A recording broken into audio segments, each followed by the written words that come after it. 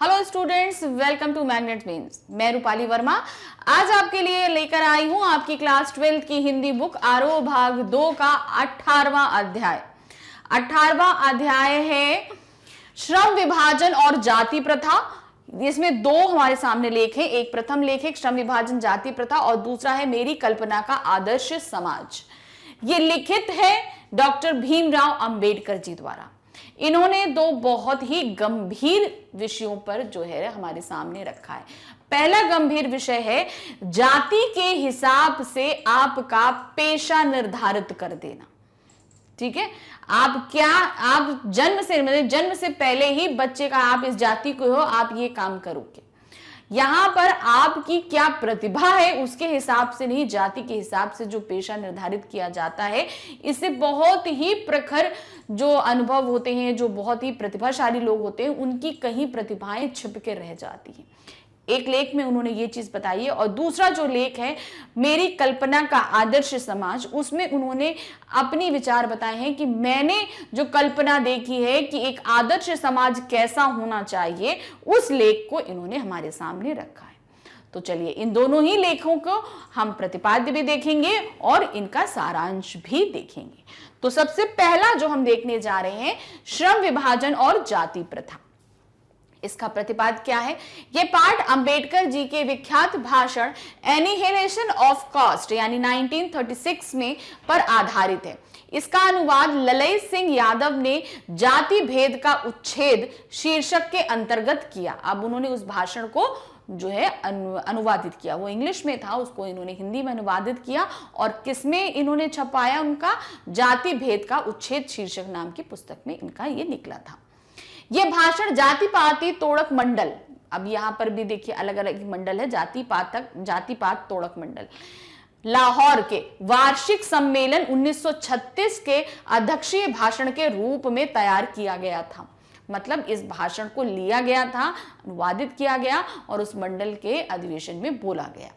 परंतु इसकी क्रांतिकारी दृष्टि से आयोजकों की पूर्ण सहमति ना बन सकने के कारण सम्मेलन स्थगित हो गया।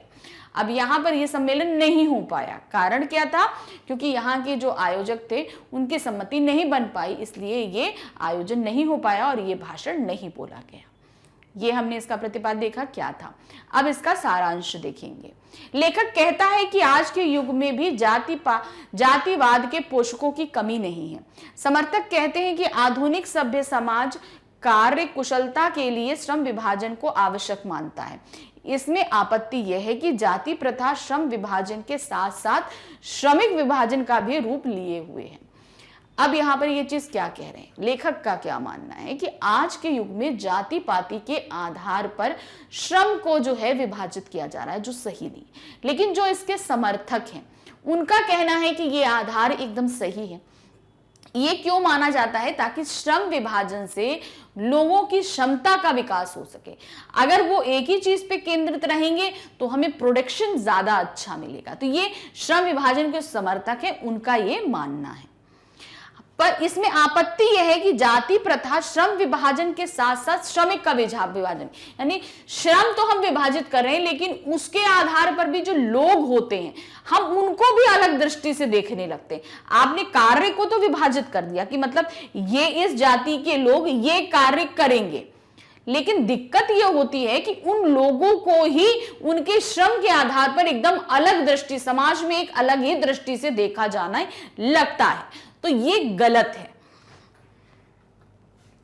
श्रम विभाजन सभ्य समाज की आवश्यकता हो सकती है, परंतु श्रमिकों का विभिन्न वर्गों में अस्वाभाविक विभाजन नहीं करती। मतलब हम एक अच्छा समाज चाहें तो श्रम विभाजन सही है, लेकिन श्रमिकों के लिए वो अच्छा नहीं होता। जब उन्हें समाज में ही एक अलग दृष्टि से देखा जाए तो क्या उन्हें अच्छा लगेगा?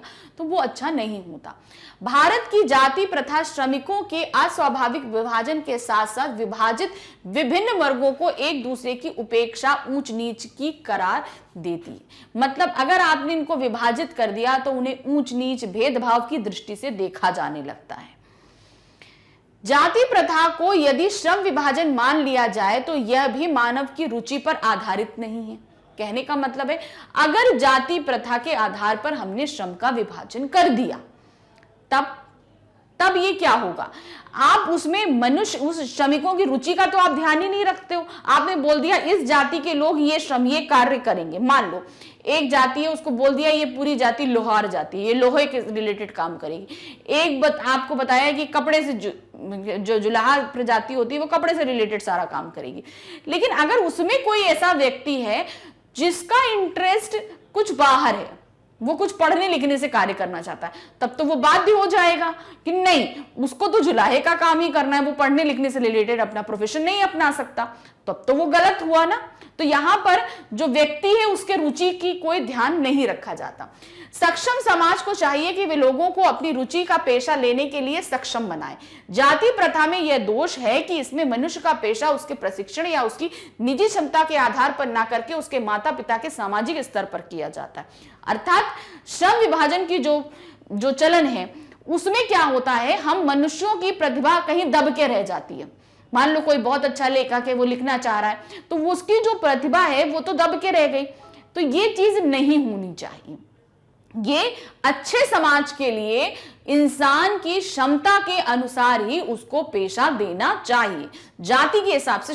आज अभी प्रेजेंट सिनारियो में तो ये होता है, क्या है कि जो जैसा कैपेबल है वो उस हिसाब से अपना प्रोफेशन लेता है, जिसको जिस चीज में इंटरेस्ट है वो प्रोफेशन ले रहा है। लेकिन बहुत समय पहले हमारा जब देश आजाद नहीं हुआ था, उससे पहले से लेकर आजादी तक एक पेशे पर ही, मतलब एक जाति के हिसाब से ही पेशा निर्धारित किया जाता था, व्यक्ति उससे नहीं निकल पाता था। यह मनुष्य के जीवन भर के लिए एक पेशे में बांध देती है। ऐसी दशा में उद्योग धंधों की प्रक्रिया व तकनीक में परिवर्तन से भूख से मरने की नौबत आ जाती है। हिंदू धर्म में पेशा बदलने की अनुमति ना होने के कारण कई बार समस्या उभर कर आती है। अब क्या होता है, जब पेशे में बंधे होते हैं तो कभी कभी व्यापार विस्थापित होते हैं, मतलब अर्थात ऐसे समझिए कि कभी कोई उद्योग धंधा बंद हो गया, कभी कोई व्यापार बंद हो गया, तो उनसे रिलेटेड जो लोग आते हैं उनका तो काम छूट गया। अब जब वो काम छूट गया तो वो किसी दूसरे पेशे को अपना नहीं सकते। उस कंडीशन में क्या होगा, उनके भूखों मरने की नौबत आ जाती है। श्रम विभाजन में एक ये सबसे बड़ी खामी होती है। और हिंदू समाज में ये चीज थी उस समय पहले कि आप अपने श्रम को अपने अनुसार नहीं चुन सकते थे, आपको जाति के अनुसार ही श्रम दे दिया जाता था। जाति प्रथा का श्रम विभाजन मनुष्य की स्वेच्छा पर निर्भर नहीं है। जाति प्रथा का श्रम विभाजन मनुष्य अपनी इच्छा से नहीं ले सकता है। इसमें व्यक्तिगत रुचि या भावना का कोई स्थान नहीं, मतलब एक व्यक्ति की क्या रुचि है, उसकी क्या फीलिंग्स है, इसका कोई भी जगह नहीं होती है।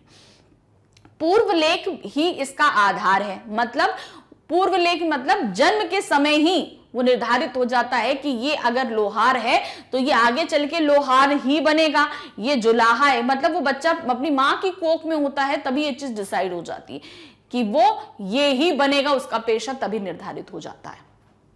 ऐसी स्थिति में लोग काम में अरुचि दिखाते हैं, और जब जबरदस्ती काम करना पड़ता है तो आप मन से नहीं करोगे तो काम अच्छा होगा, बिल्कुल नहीं हो सकता है। अतः आर्थिक पहलू से भी जाति प्रथा हानिकारक है, क्योंकि यह मनुष्य की स्वाभाविक प्रेरणा, रुचि और आत्मशक्ति को दबाकर उन्हें स्वाभाविक नियमों में जकड़कर निष्क्रिय बना देती है। मतलब अगर देखा जाए तो ये मनुष्य की रुचि को समाप्त कर देती है, क्योंकि जबरदस्ती मनुष्य से काम करा रही। और ऐसी स्थिति में क्या होगा, मनुष्य काम ही अच्छे से नहीं करेगा, आपका प्रोडक्शन अच्छा नहीं होगा, जो मटेरियल निकल के आएगा वो उसकी क्वालिटी नहीं अच्छी होगी। तो कार्य यहां पर कहने का मतलब क्या है कि आप श्रम विभाजन, मतलब जो भी आप श्रम ले रहे हो वो जाति के आधार पर निर्धारित नहीं होना चाहिए, वो मनुष्य की रुचि पर आधारित होना चाहिए कि मनुष्य क्या बनना चाहता है।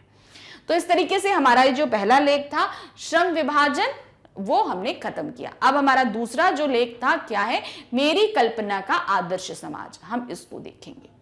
पाठ का प्रतिपाद्य, इस पाठ का लेखक ने बताया है कि आदर्श समाज में 3 तत्व अनिवार्यता है, होने चाहिए: समानता, स्वतंत्रता और बंधुत्व। तो ये 3 चीजें उन्होंने इंपॉर्टेंट बताई हैं कि एक आदर्श समाज में जरूर होना चाहिए। इनमें लोकतंत्र सामूहिक दिनचर्या की एक रीति तथा समाज के सम्मिलित अनुभव के आदान प्रदान की प्रक्रिया के अर्थ तक पहुंच सकता है। मतलब क्या है, जब इनमें लोकतांत्रिक समूह, मतलब लोग जब समूह के रूप में अपनी दिनचर्या का कार्य करेंगे तो हमारी रीति यानी कि हम जो कर रहे हैं वो बहुत ही नियमित तौर पर होगी, अच्छे तौर पे होगी, एक आदर्श होगा दूसरों के लिए। चलिए अब इस पाठ के सारांश को हम देखते हैं। लेखक का आदर्श समाज स्वतंत्रता व समता पर आधारित है। यानी यहां पर लेखक की कल्पना में जो आदर्श समाज है हम उसकी बात कर रहे हैं, याद रखिएगा। वो समाज स्वतंत्रता मतलब सबको स्वतंत्रता प्राप्त हो और समानता प्राप्त हो, जाति प्रथा को उन्होंने बिल्कुल भी अलग किया हुआ है। समाज में इतनी गतिशीलता होनी चाहिए कि कोई भी परिवर्तन समाज में तुरंत प्रसारित हो जाए। मतलब वो समाज ऐसा गतिशील होना चाहिए, मतलब उसमें सभी लोग इतने एक्टिव होने चाहिए कि कोई भी परिवर्तन हो वो तुरंत ही सब लोग अपना लें, कोई भी खबर हो तुरंत ही सब तक पहुंच जाए। ऐसे समाज में सबका सब कार्यों में भाग होना चाहिए तथा सबको सबकी रक्षा के प्रति सजग होना चाहिए। मतलब समाज में सभी व्यक्तियों का सभी कार्य, अब ये नहीं कि राजनीतिक अगर कार्य है तो राजनेता ही पार्ट ले, ऐसा नहीं। राजनीति में आम मनुष्य भी पार्ट ले सकता है और उसमें सभी व्यक्तियों की भलाई भी होती है। सबको संपर्क के साधन व अवसर मिलने चाहिए, मतलब एक दूसरे से संपर्क करने के जो साधन हो वो सभी को मिलने चाहिए। यही लोकतंत्र है। लोकतंत्र मूलतः सामाजिक दिनचर्या की एक रीति व समाज के सम्मिलित अनुभवों के आदान प्रदान का नाम है। यानी कि दिनचर्या जो भी हो रही है उसमें जो कुछ भी हो रहा है एक दूसरे से बंटवारे के साथ में वो कार्य करना चाहिए। आवागमन, जीवन व शारीरिक सुरक्षा की स्वाधीनता, संपत्ति, जीविकोपार्जन के लिए जरूरी औजार और सामग्री रखने का अधिकार की स्वतंत्रता पर किसी को कोई आपत्ति नहीं होनी चाहिए। मतलब हमें अपने जीवन व्यतीत करने के लिए जो भी साधन चाहिए उस पर किसी को आपत्ति नहीं होनी चाहिए और सबको वो समान रूप से मुहैया भी होनी चाहिए। परंतु मनुष्य के सक्षम व प्रभावशाली प्रयोग की स्वतंत्रता देने के लिए लोग तैयार नहीं है। मतलब ऐसे समाज में, आदर्श समाज में बहुत से, अभी जो प्रेजेंट समाज चल रहा है उसमें ये स्वतंत्रता लोगों को देने के लिए बड़े लोग तैयार नहीं होते हैं कि सारे साधन मुहैया करा दिए जाएं, ऐसा नहीं होना चाहिए। इसके लिए व्यवसाय चुनने की स्वतंत्रता देनी चाहिए। अब आदर्श समाज है तो आप अपना व्यवसाय खुद चुने। इस स्वतंत्रता के अभाव में व्यक्ति दासता में जकड़ जाता है। अगर ये स्वतंत्रता नहीं होगी, मतलब उसे अपने व्यवसाय चुनने की स्वतंत्रता नहीं होगी, तो मनुष्य क्या होगा, वो दासता में, यानी वो किसी की नौकरी में आ जाएगा, नौकर बन जाएगा। तो ये चीजें हो जाती हैं। दासता केवल कानूनी नहीं होती, यह वहां भी है जहां कुछ लोगों की दरों द्वारा निर्धारित व्यवहार और कर्तव्यों का पालन करने के लिए विवश होना पड़ता है। मतलब आप दासता कानूनी नहीं होती, आप कानून के तौर पे उन्हें बंदी नहीं बना, एक तो वो होती है, उसके अलावा आप जो काम कर रहे हो उसकी दर डिसाइड कर दी जाए। जबकि आप मेहनत ज्यादा कर रहे हो मगर उसमें आपको जो पैसा मिल रहा है, जो कुछ भी मिल रहा है, वो आपकी मेहनत के हिसाब से नहीं है, तो वो भी एक दासता ही होती है। आपको ये बाध्य कर दिया जाता है कि इतने में काम करिए और काम ज्यादा बढ़ा दिया जाता है, तो वो भी एक तरह की दासता होती है। फ्रांसीसी क्रांति के नारे में समता शब्द सदैव विवादित रहा। फ्रांसीसी क्रांति जब हुई तो उसमें बराबर जो चीजें होती, लोगों को बराबर चीजें रखने के लिए जो चीज होती है वो हमेशा विवादित रही, मतलब लोगों को बराबरी का स्थान नहीं देना चाहिए। समता के आलोचक कहते हैं कि सभी मनुष्य बराबर नहीं होते। यह सत्य होते हुए भी पृथक महत्व रखता है, क्योंकि समता असंभव होते हुए भी नियामक सिद्धांत है। तो लोग जो बोलते हैं, जो नीति साधक लोग होते हैं, उनका कहने का मतलब है जब सब मनुष्य बराबर नहीं है तो उनमें हम कैसे हर एक अधिकार को बराबर दे दें। कोई ज्यादा व्यक्ति प्रतिभाशाली होता है, कोई ज्यादा कर्मशील होता है, तो हम उसमें समता का अधिकार क्यों सबको बराबर दे दें? जो जैसा है उसके हिसाब से हम उसको देंगे। तो ये चीज होती है। इनमें मनुष्य की क्षमता 3 बातों पर निर्भर है, यानी कि मनुष्य के अंदर क्षमता है तो वो 3 बातों पर निर्धारित करिए। पहला क्या है, शारीरिक वंश परंपरा, यानी कि जो शारीरिक हमें वंश मिल रहा है, जन्म के तौर पर जो मिल रहा है, वो शरीर हमारा कैसा है, अर्थात बलिष्ठ है क्या है, वो उस पर निर्धारित है। सामाजिक उत्तराधिकार, अब परिवार के हिसाब से हमें समाज में क्या चीज मिली है वो चीज डिपेंड करती है। दूसरा, मनुष्य के अपने प्रयत्न, जो मनुष्य आया है वो खुद कितने प्रयत्न करता है। एक दो चीजें तो हमें हेरिडिटी मिली, भाई हमारे जन्म से ही हमको मिली, समाज में अधिकार और शरीर हमें तो जन्म से मिल रहा है, लेकिन मनुष्य कितना प्रयास कर रहा है उस शरीर के साथ, ये तो मनुष्य की कारीगरी पे निर्भर करता है, वो कितना प्रयत्न करता है। इन तीनों दृष्टियों से मनुष्य समान नहीं होते। अगर देखा जाए तो समाज में किसी को अच्छा शरीर मिला, किसी को नहीं मिला, कोई प्रयत्न करता है, कोई नहीं करता। जब मनुष्य कर्म ही नहीं ऐसे कर रहा तो उनको समता क्यों बराबर, मतलब उनको सारे अधिकार हम बराबर क्यों दे। परंतु क्या इन तीनों कारणों से व्यक्ति के असमान व्यवहार करना चाहिए? क्या इन तीनों कारणों के व्यक्ति में ये समझ चाहिए? प्रश्न ये है। असमान प्रयत्न के कारण असमान व्यवहार अनुचित नहीं है, परंतु हर व्यक्ति को विकास के अवसर मिलने चाहिए। मतलब अगर कोई व्यक्ति ज्यादा कोशिश कर रहा है, कोई कम कर रहा है, इस हिसाब से हमें असमानता नहीं करनी चाहिए, लेकिन मौके तो दीजिए। अगर मौके ही नहीं देंगे तो कोई कैसे ज्यादा कम करेगा?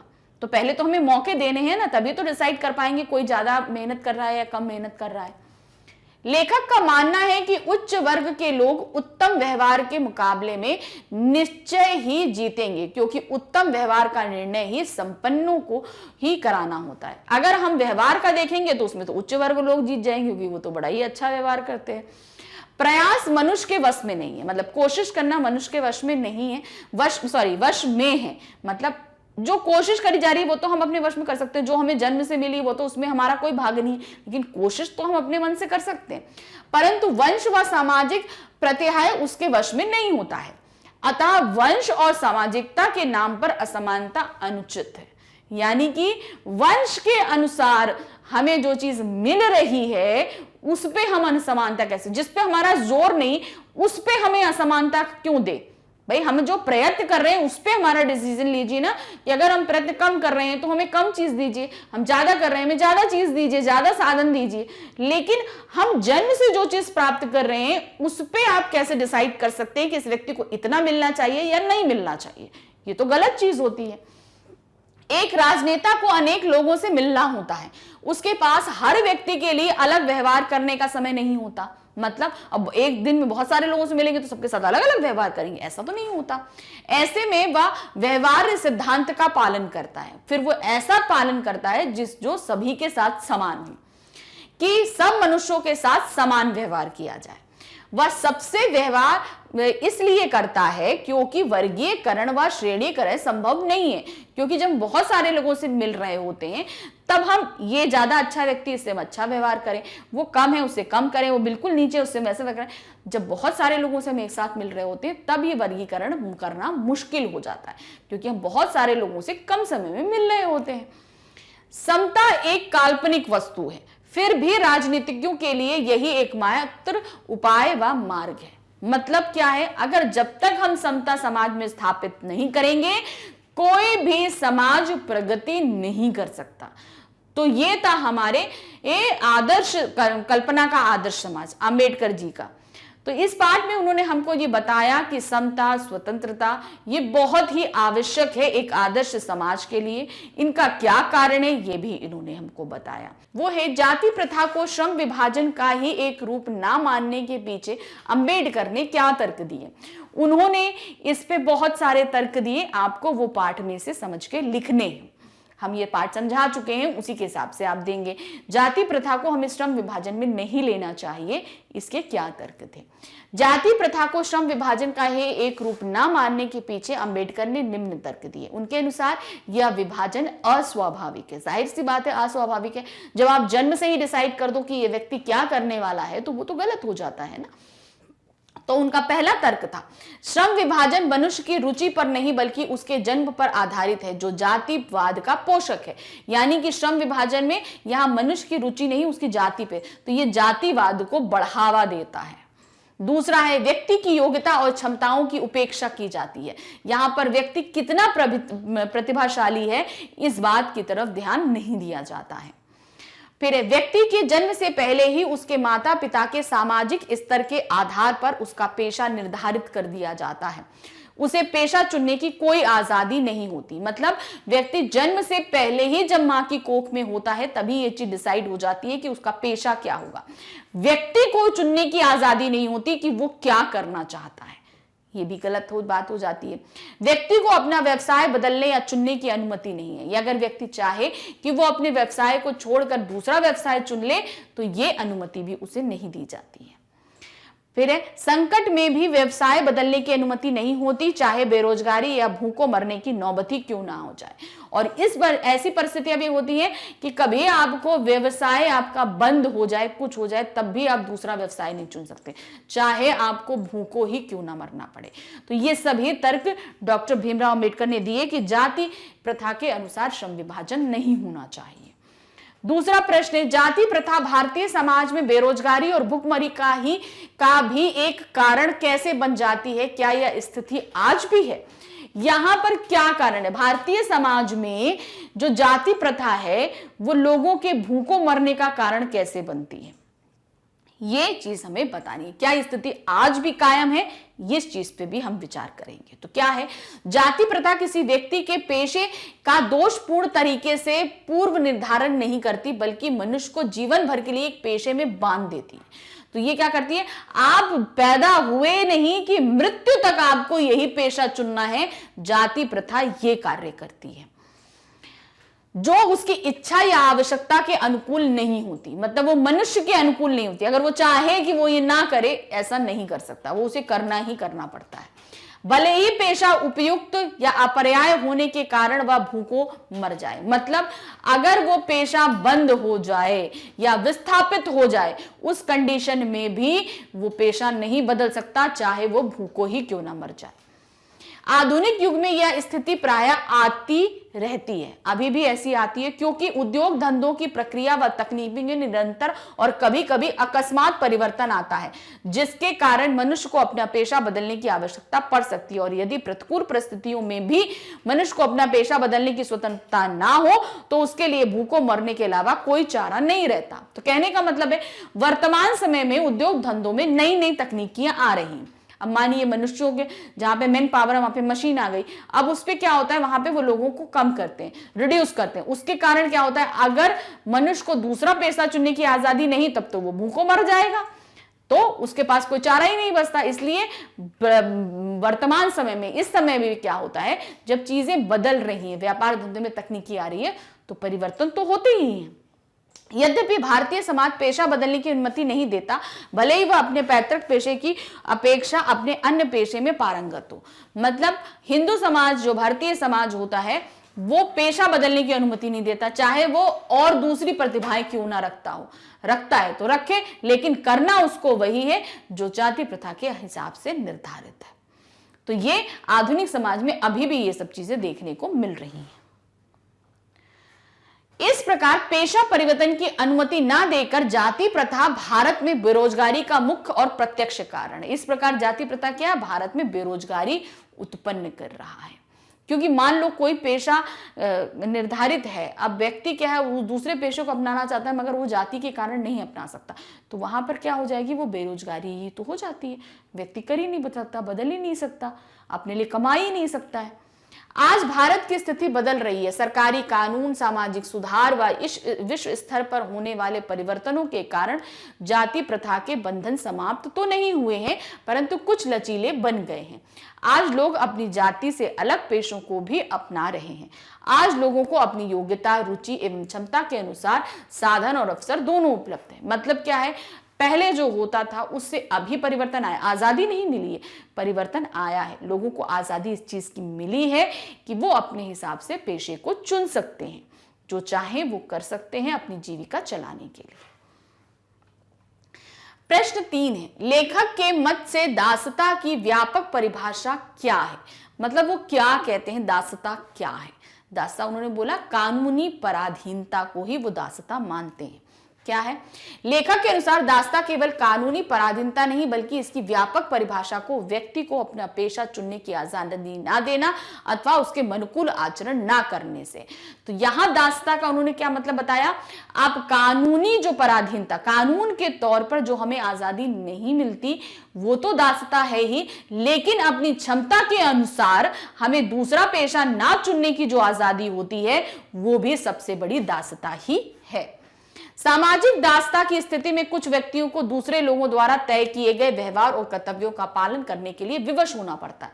और सामाजिक में क्या होता है, कोई दूसरा डिसाइड कर देता है कि आपको क्या करना है, तो ये भी तो एक सामाजिक दासता ही है।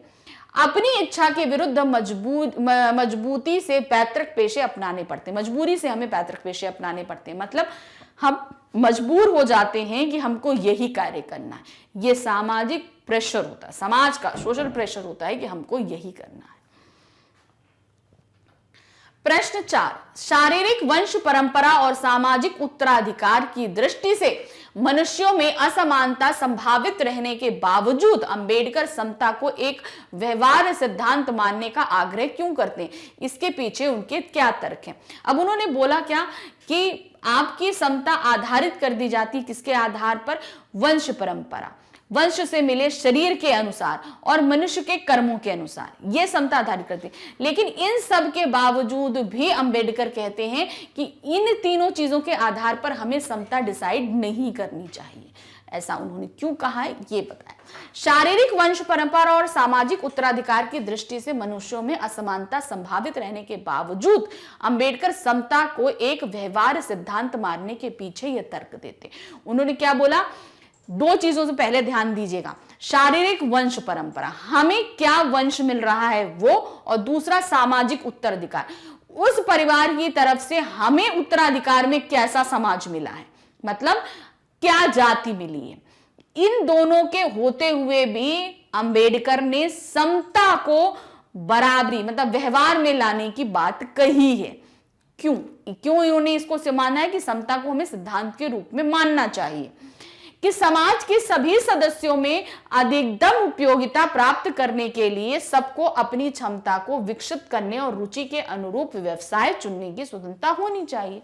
मतलब क्या है, उन्होंने समता बोला कि सभी को यह बराबर अधिकार होना चाहिए, उसमें जिस चीज की अक्षमता है वो कार्य करे, जिस चीज की रुचि है वो कार्य करे। इसलिए सबको बराबरी से ये अधिकार प्राप्त होना चाहिए, ना कि आपको वंश परंपरा के अनुसार से या सामाजिक उत्तराधिकार से प्राप्त होना चाहिए। ये गलत हो। सामाजिक उत्तराधिकार का मतलब आप लोग समझ रहे होंगे कि जो जातियां डिसाइड कर दी जाती है, जैसे जुलाहा जाति है तो ये समाज डिसाइड कर देता है जुलाहा जाति का व्यक्ति जुलाही का ही काम करेगा, तो ये क्या है, सामाजिक उत्तराधिकारी है कि समाज में ये जुलाहा है तो जुलाहा ही बनेगा, ये सामाजिक उत्तराधिकारी होता है।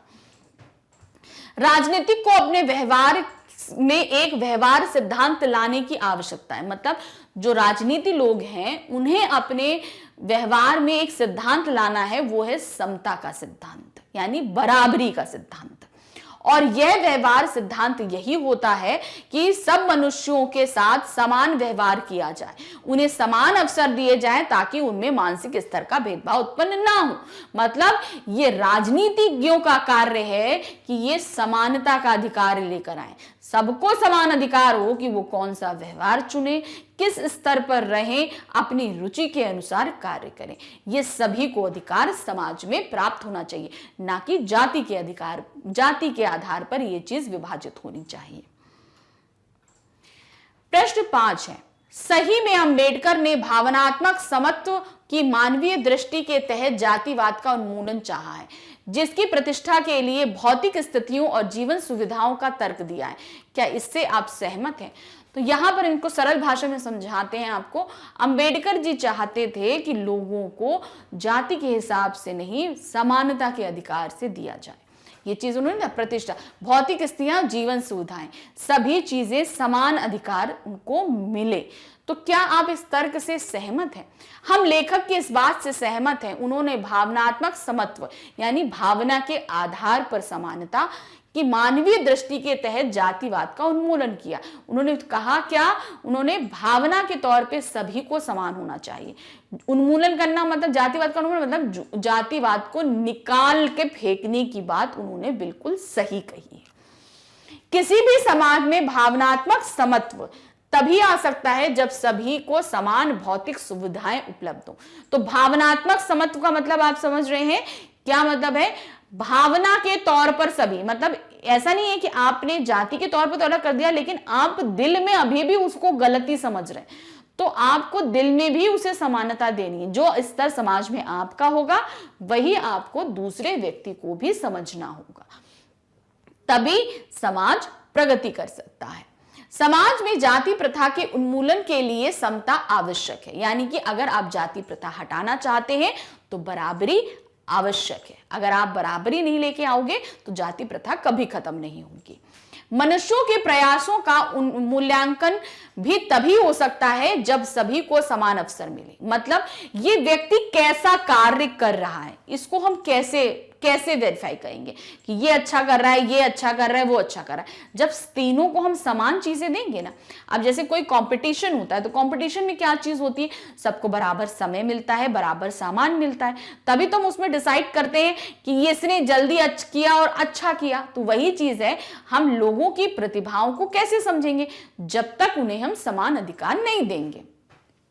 उदाहरण के लिए गांव की पाठशाला और कॉन्वेंट में पढ़ने वाले बच्चों का सही मूल्यांकन हम कैसे कर सकते हैं।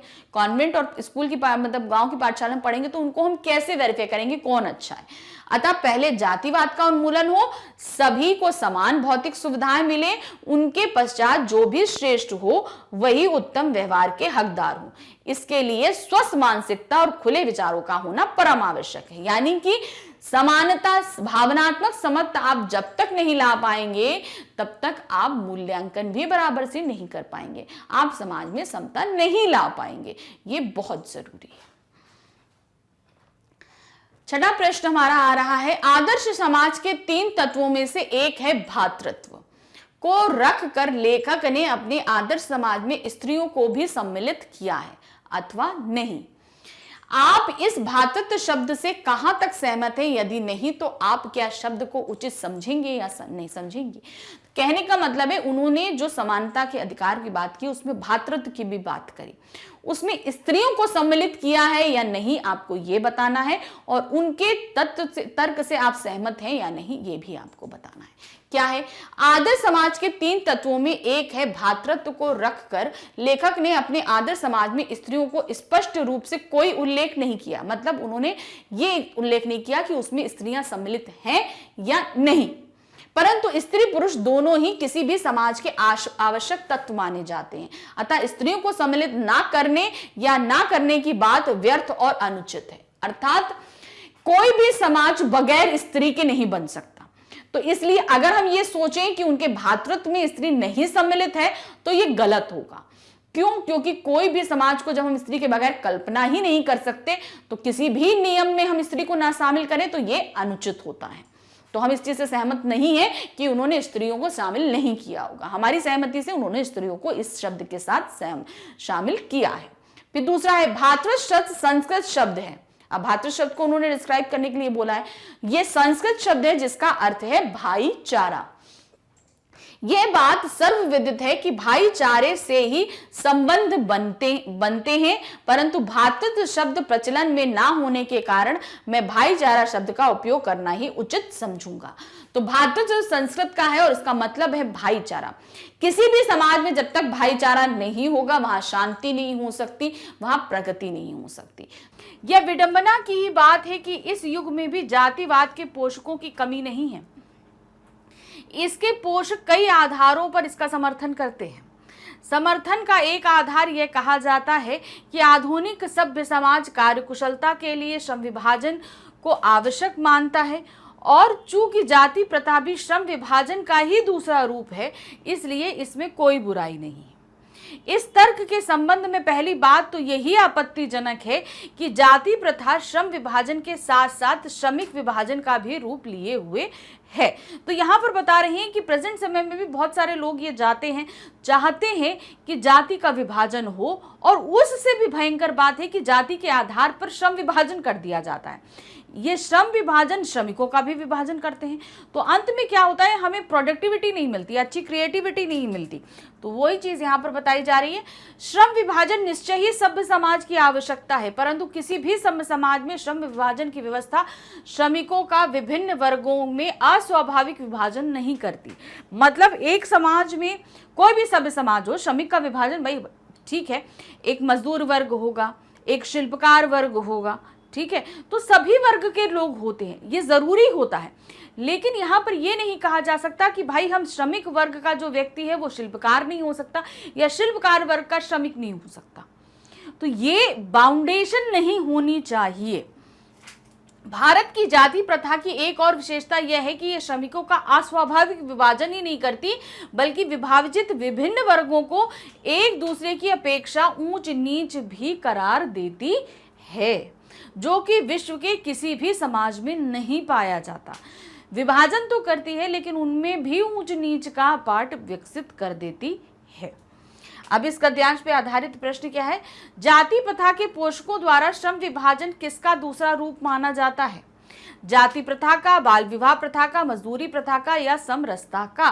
तो जाति प्रथा के पोषक जो हैं, श्रम विभाजन जो है वो जाति प्रथा का ही दूसरा रूप मानते हैं। कि मतलब जो जाति प्रथा है मतलब श्रम विभाजन, जाति के आधार पर ही श्रम विभाजन, यानी कि दोनों एक ही चीज मांगते हैं। कौन सा समाज कार्यकुशलता के लिए श्रम विभाजक को आवश्यक मानता है? कौन सा समाज? असभ्य समाज, सभ्य सनातनी समाज, सभ्य आधुनिक समाज या आदि मानव समाज? तो समाज है वो आपका सभ्य आधुनिक समाज जो है कार्यकुशलता के लिए श्रम विभाजन। भाई हम ये तो नहीं कहेंगे कि भाई इलेक्ट्रीशियन है उसको हम बोल देंगे तुम प्लम्बर का काम करो, ये तो नहीं हम कहेंगे, या उससे बोलेंगे कारपेंटर का काम करो। तो यहाँ पे प्लम्बर जो है वो प्लम्बर का ही काम कर सकता है, उनका अपना एक वर्ग है। इलेक्ट्रीशियन अपना काम करेगा, कारपेंटर अपना काम करेगा। तो ये हर एक श्रमिक का अपना अपना एक कैटेगरी है और किसी भी सभ्य समाज के लिए जरूरी है, क्योंकि जिसके अंदर जो हुनर है वो उस हुनर के हिसाब से काम करे। तो श्रम विभाजन तो जरूरी है, लेकिन जाति के हिसाब से श्रम विभाजन होना ये गलत है। भारत की जाति प्रथा की क्या विशेषता बताई गई है? यह श्रमिकों का अस्वाभाविक विभाजन करती है, विभाजित विभिन्न वर्गों को एक दूसरे को ऊंचा नीचा बताती है, का और खा दोनों सही है, या सभी को समान अधिकार देती है। तो यहाँ पर भारत की जो जाति प्रथा है उसकी विशेषता बताई गई है, का और खा दोनों, यानी कि ये श्रमिकों का अस्वाभाविक विभाजन तो कर ही रही है, लेकिन साथ ही उन विभाजित वर्गों को भी ऊंच नीच का तबका दे देती है। गद्यांश में आए विडंबना शब्द से क्या अभिप्राय है? आडंबर, उपहास, अपेक्षा या गंभीरता? तो यहां पर जो विडंबना शब्द लिया गया है उससे तात्पर्य है उपहास। गद्यांश के अनुसार कोई भी सभ्य समाज क्या नहीं करता है? कोई भी सभ्य समाज क्या नहीं करता? श्रमिकों का विभिन्न श्रेणियों में अस्वाभाविक विभाजन, सभी को रोजगार के अवसर प्रदान करना, कट्टर नियमों और सिद्धांतों का पालन करना या उपरोक्त सभी। तो कोई भी सभ्य समाज है वो श्रमिकों का विभिन्न श्रेणियों में अस्वाभाविक विभाजन नहीं करता है। नेक्स्ट गद्यांश हमारे पास, जाति प्रथा पेशे का दोषपूर्ण रूप निर्धारण ही नहीं करती, बल्कि मनुष्य को जीवन भर के लिए एक पेशे में बांध भी देती है, भले ही पेशा अनुपयुक्त या अपर्याप्त होने के कारण वह भूखा मर जाए। यानी कि आपको क्या करेगा जाति प्रथा? आपको एक पेशे में बांध दिया और पेशे में बांधने के बाद आपसे बोल रहा है कि उस पेशे में कुछ भी हो जाए, आपको अगर खाने को भी ना मिले, आप अर्न नहीं कर पा रहे हैं, कुछ भी कमा नहीं पा रहे हैं, आपको भूखा मरे, आप मर जाए, लेकिन आप अपना पेशा चेंज नहीं कर सकते हैं। आधुनिक युग की यह स्थिति प्रायः आती है क्योंकि उद्योग धंधों की प्रक्रिया व तकनीक में निरंतर विकास और कभी कभी अकस्मात परिवर्तन हो जाता है, जिसके कारण मनुष्य को अपना पेशा बदलने की आवश्यकता पड़ सकती है। और यदि प्रतिकूल परिस्थितियों में भी मनुष्य को अपना पेशा बदलने की स्वतंत्रता ना हो तो इसके लिए भूखा मरने के अतिरिक्त क्या चारा रह जाता है? भाई देखिए, पहले समय में ये होता था कि भाई इतना ज़्यादा फ्लक्चुएशन भाई तकनीकी आधुनिकता के कारण नहीं होता था, लेकिन प्रेजेंट समय में क्या होता है, कारखाने हैं, बहुत सारी फैक्ट्रीज हैं, तो अब वहाँ पे क्या होता है, तकनीकों का हेर फेर होता रहता है। कहीं पर भाई मजदूरों की ज़रूरत है, कहीं नहीं है। तो इस कंडीशन में पेशे बदलने की आवश्यकता आधुनिक समाज में ज़्यादा पड़ती है। पहले नहीं पड़ती थी लेकिन अब पड़ती है। तो अब अगर व्यक्ति जो है वो जाति प्रथा के अनुसार अगर श्रम विभाजन में बंधा रहेगा तो वो अपना पेशा नहीं बदलेगा तो भूखों मरने की नौबत आएगी ना। तो आज के समय में ये करना पड़ता है, हमें अपना पेशा बदलना पड़ता है। हिंदू धर्म की जाति प्रथा किसी भी व्यक्ति को ऐसा पेशा चुनने की अनुमति नहीं देती जो उसका पैतृक पेशा न हो। हिंदू समाज में क्या दिया गया है, ये बोला गया है कि कोई भी व्यक्ति अपने हिसाब से कोई भी पेशा नहीं चुन सकता है। अगर उसका वो पैतृक पेशा है तब तो वो करेगा, अगर पैतृक पेशा नहीं है तो वो दूसरा पेशा नहीं। पैतृक मतलब जो उसके पुरखों ने यानी बाप दादा ने भी वही काम किया हो, उसे भी वही काम करना होगा। अब क्या पैतृक पेशा ना हो, भले ही उसमें पारंगत हो। इस प्रकार पेशा परिवर्तन की अनुमति न देकर जाति प्रथा भारत में बेरोजगारी का एक प्रमुख व प्रत्यक्ष कारण बन रही है। तो जाति प्रथा क्या है, एक प्रमुख भी है और प्रत्यक्ष यानी कि हमारे सामने जो है ये एक बेरोजगारी का सबसे बड़ा कारण बन रही है। अब इस गद्यांश पे आधारित प्रश्न क्या है? गद्यांश के अनुसार जाति प्रथा में लेखक ने क्या दोष देखा? जाति प्रथा जन्म से ही पेशा तय कर देती है, जीवन भर मनुष्य को एक पेशे में बांध देती है, पेशा अनुपयुक्त या अपर्याप्त होने पर भी मनुष्य को भूखा पड़ना पड़ता है। उपरोक्त सभी, तो यहाँ पर उन्होंने ये सारी ही चीजें देखी हैं, जाति प्रथा में दोष देखे हैं ये सारे। मनुष्य को अपना पेशा बदलने की आवश्यकता किस कारण पड़ती है? ऐसा कौन सा कारण है कि मनुष्य को अपना पेशा बदलना पड़ता है? उद्योग धंधों की प्रक्रिया व तकनीक में निरंतर विकास के कारण, स्वयं को उच्च वर्ग में सम्मिलित करने के कारण, निम्न वर्ग को घृणा की दृष्टि देखे जाने के कारण, या प्रतिकूल परिस्थिति के कारण।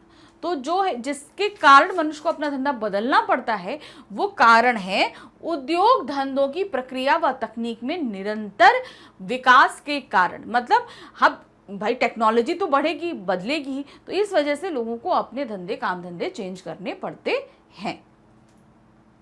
पेशा बदलने की स्वतंत्रता के अभाव का क्या परिणाम होता है? जब पेशा बदलने की स्वतंत्रता होती है, जो स्वतंत्रता नहीं होती, अभाव यानी नहीं होता, तो इसका क्या परिणाम होगा? मनुष्य सदैव निम्न ही रहता है, मनुष्य को भूखा मरना पड़ता है, मनुष्य की निरंतर प्रगति होती है, मनुष्य सदैव दूसरों को कोसता है। तो क्या होता है? मनुष्य को भूखा बनने की नौबत आ जाती है अगर उसे आजादी ना हो अपना पेशा बदलने की।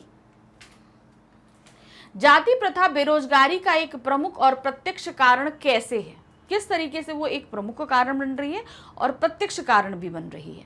पेशा परिवर्तन की अनुमति ना होने के कारण, हिंदू धर्म के कारण, पैतृक व्यवसाय में पारंगत होने के कारण, विषम परिस्थितियों को महत्व देने के कारण। तो जाति प्रथा बेरोजगारी का प्रमुख और प्रत्यक्ष कारण जो बन रही है वो है पेशा परिवर्तन की अनुमति ना देने के कारण।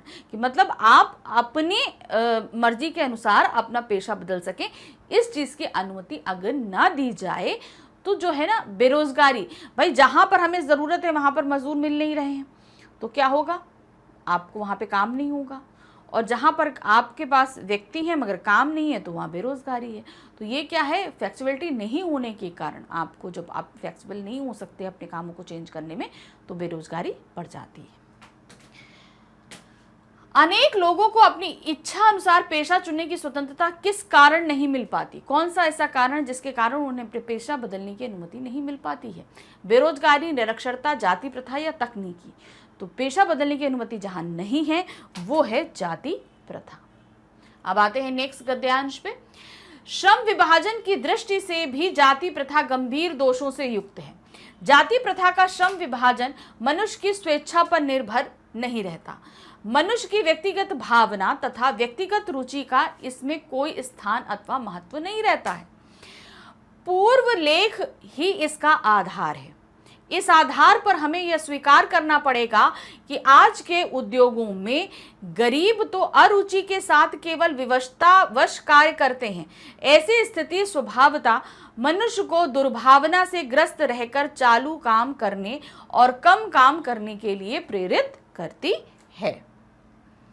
ऐसी स्थिति में जहां काम करने वालों का ना दिल लगता हो ना दिमाग, वहां कोई कुशलता कैसे प्राप्त की जा सकती है?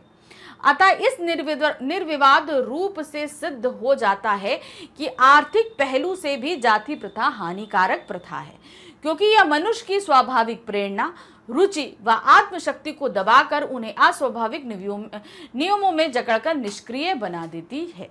तो जहां एक तरीके से हमारे पास बेरोजगारी हो जाती है तो आर्थिक दृष्टि से भी यह हानिकारक है। दूसरा, व्यक्ति का इंटरेस्ट या रुचि के तौर पे भी यह हानिकारक है। भाई हमारी रुचि, अगर मान लो कोई व्यक्ति जो है वो लकड़ी का सामान बड़ा अच्छा बना लेता है, मगर उसका पैतृक पेशा जो क्या रहा है, वो एक कुम्हार रहा है, मिट्टी के बर्तन बनाता रहा है, तो अब उसकी मजबूरी है कि अब उसे वो मिट्टी के बर्तन ही बनाने हैं। वो लकड़ी का काम नहीं कर सकता, जबकि हुनर उसके पास बहुत अच्छा है। तो यहाँ जो व्यक्ति के पास लकड़ी के काम का हुनर है, उसे इंटरेस्ट है, उसे ज़बरदस्ती मिट्टी के बर्तन बनाने पड़ रहे हैं, तो एक तो वहाँ पर आपका क्या हुआ, आपके हुनर का लॉस हो रहा है, साथ ही साथ वहाँ व्यक्ति की रुचि या इंटरेस्ट भी नहीं है। तो ये सारी दृष्टि से जो है काफ़ी हद तक जो जाति प्रथा के हिसाब से जो श्रम विभाजन होता है वो अच्छा नहीं है। अब इस गद्यांश पे आधारित प्रश्न क्या है? गद्यांश के अनुसार श्रम विभाजन की दृष्टि से जाति प्रथा दोषपूर्ण क्यों है? क्यों बताया गया है? व्यक्तिगत रुचियों को ध्यान में न रखने के कारण, मनुष्य के पेशे को पूर्व लेख से जोड़े जाने के कारण, मनुष्य को स्वतंत्र छोड़े जाने के कारण, व्यक्तिगत भावनाओं को ध्यान में रखने के कारण। तो क्या है? गद्यांश के अनुसार श्रम विभाजन की दृष्टि से जाति प्रथा दोषपूर्ण है क्योंकि मनुष्य के पेशे को पूर्व लेख से जोड़े जाने के, पूर्व लेख मतलब जो उसके पैतृक लेख, जो पैतृक कार्य रहे उन्हीं से जोड़ा जाता है, तो उससे के हिसाब से भी जाति प्रथा के हिसाब से श्रम विभाजन गलत है। कार्य निर्धारित होने का क्या दुष्परिणाम होता है? अगर आपका काम पूरी तरीके से निर्धारित है कि आपको यही करना है, तो इसका अंजाम क्या होता है? कार्य के प्रति दुर्भावना, कार्य कुशलता का अभाव, कार्य अरुचि के साथ करना, उपरोक्त सभी। तो यहाँ पर क्या है, ये सारी ही चीज़ें हमारे सामने होंगी। मान लीजिए आप, जैसे अभी हमने आपको बताया आपका इंटरेस्ट नहीं है, तो जब इंटरेस्ट के हिसाब से आपको काम नहीं मिलेगा और आपको जो आपका इंटरेस्ट नहीं है और उस काम में बांध दिया जाए, तो उसका क्या परिणाम होगा? इसका परिणाम होगा कार्य के, मतलब जो कार्य हम कर रहे हैं उसके प्रति हम अच्छी भावना से कार्य नहीं करेंगे, हमारी अच्छी प्रोडक्टिविटी, कार्य कुशलता निकल कर नहीं आएगी, मतलब जो हम काम अच्छे तरीके से कर सकते हैं वो निकल, जब हमें काम में इंटरेस्ट नहीं है तो काम अच्छा होना ही नहीं है, किसी हाल में भी नहीं होना है। फिर है कार्य अरुचि के साथ करना, इंटरेस्ट ही नहीं है, तो ये सारी ही चीज़ें निकल कर सामने आती हैं दुष्परिणाम के रूप में। कार्य कुशलता बढ़ाने के लिए क्या आवश्यक है? आपको जो कार्य कुशलता यानी प्रोडक्टिविटी, आपके अंदर की जो हुनर है उसको निखारने के लिए क्या चीज़ जरूरी है? रुचि के अनुसार काम करने का अवसर प्रदान करना, कार्य को जबरन थोपा जाना, कार्य करने की विशेष छूट प्रदान करना, उत्पादकता को कम कर देना। तो यहाँ पर जो सही है वो है आपका पहला, रुचि के अनुसार काम करने का अवसर प्रदान करना, यानी कि आपका जो इंटरेस्ट है उसी के अनुसार अगर आप काम देंगे तो कार्य कुशलता बढ़ेगी। लेखक श्रम के क्षेत्र में सबसे बड़ी समस्या किसे मानता है? सबसे बड़ी समस्या किसको मान रहा है? आर्थिक ढांचे को, स्वेच्छानुसार काम ना मिलने को, जनसंख्या वृद्धि को, या कार्य के प्रति उदासीन ना होने को?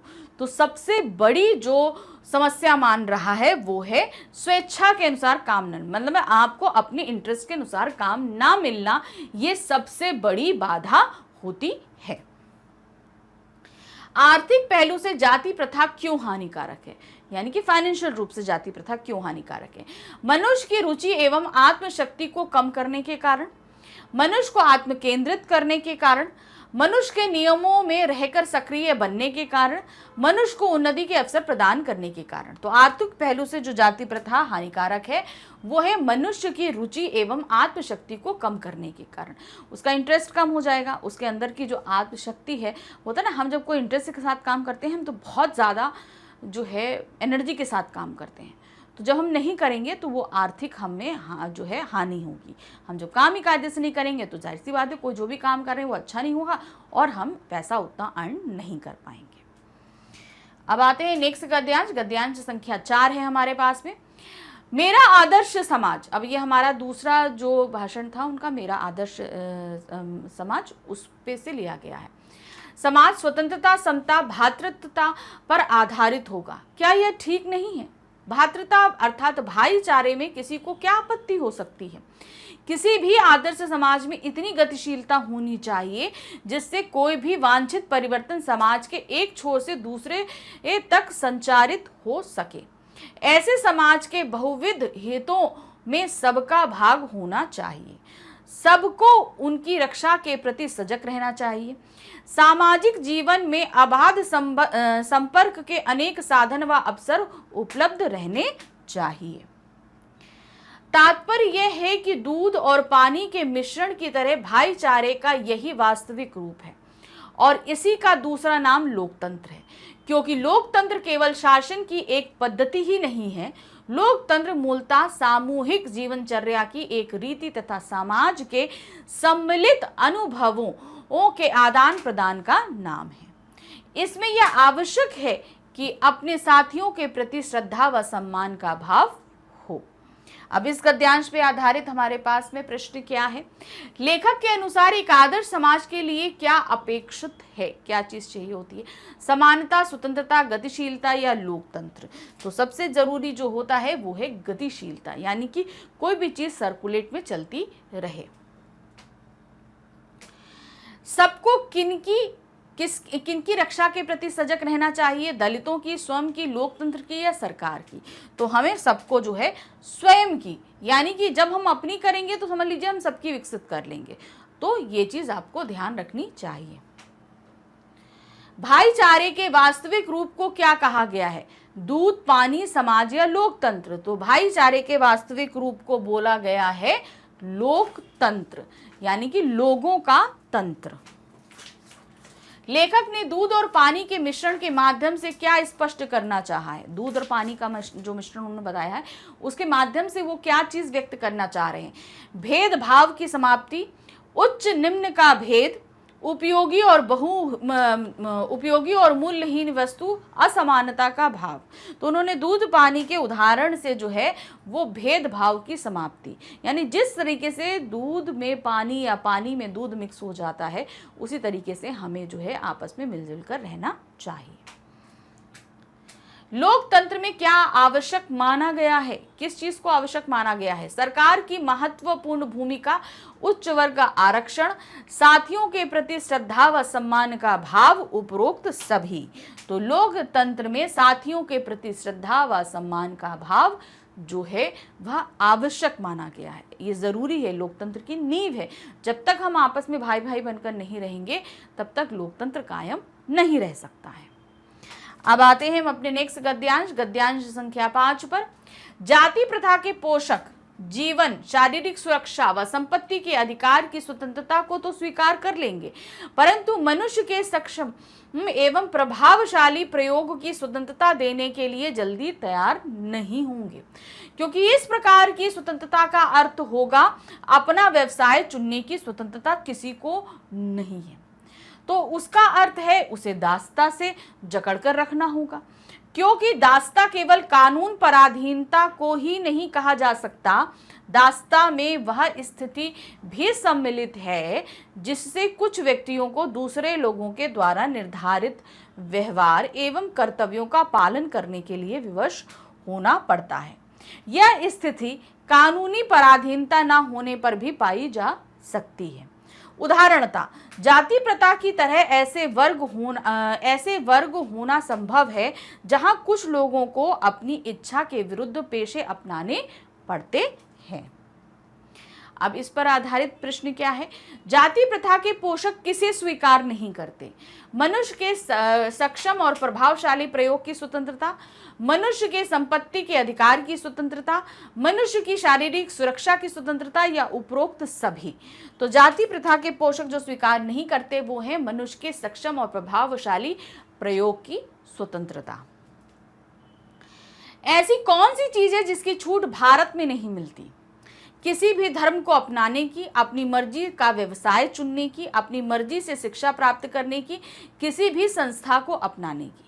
तो ऐसी जो छूट है जो भारत में नहीं मिलती वह है अपनी मर्जी का व्यवसाय चुनने की, जो उन्होंने भीमराव जी ने अपने भाषण में कही थी। अपनी मर्जी से व्यवसाय ना चुन पाना एक प्रकार से क्या है? अगर हम अपनी मर्जी से व्यवसाय ना चुन पाए तो उसे अंबेडकर जी ने क्या बोला है? सामाजिक मजबूरी, आर्थिक विपन्नता, गरीबी या दासता। तो वो उन्होंने बोला है दासता, यानी कि हम किसी के जो बंधक बनकर रह जाते हैं, दास बनकर रह जाते हैं। गद्यांश के अनुसार दासता का क्या अर्थ है? ये जो दासता शब्द का इस्तेमाल किया गया है गद्यांश के अनुसार इसका क्या अर्थ होता है? कानूनी पराधीनता, कुछ व्यक्तियों द्वारा कर्तव्यों व व्यवहारों का पालन करने के लिए विवश होना। का और खा दोनों सही है। उच्च वर्ग के कार्य में सहायता करना। तो यहाँ पर गद्यांश के अनुसार कानूनी पराधीनता और कुछ व्यक्तियों द्वारा कर्तव्यों व व्यवहारों का पालन करने के लिए विवश होना, ये दोनों सही है। तो हमारा गा ऑप्शन सही होगा, यानी कि का और खा दोनों सही है। लोगों को अपनी इच्छा के विरुद्ध पेशे क्यों अपनाने पड़ते हैं? क्या कारण है कि उन्हें अपनी इच्छा के विरुद्ध पेशे अपनाने पड़ते हैं? स्वतंत्रता के कारण, जाति प्रथा के कारण, धन प्राप्ति के कारण या बेरोजगारी के कारण? तो वो कारण है हमारा जाति प्रथा के कारण। अब आते हैं नेक्स्ट गद्यांश। अब फिर से गद्यांश को ठीक से पढ़ेंगे हम। इस प्रकार हम देखते हैं कि श्रम विभाजन की दृष्टि से जाति प्रथा गंभीर दोषों से युक्त है। जाति प्रथा का श्रम विभाजन मनुष्य की इच्छा पर निर्भर नहीं रहता। मनुष्य की व्यक्तिगत भावना तथा व्यक्तिगत रुचि का इसमें कोई स्थान अथवा महत्व नहीं रहता। पूर्व लेख ही इसका आधार है।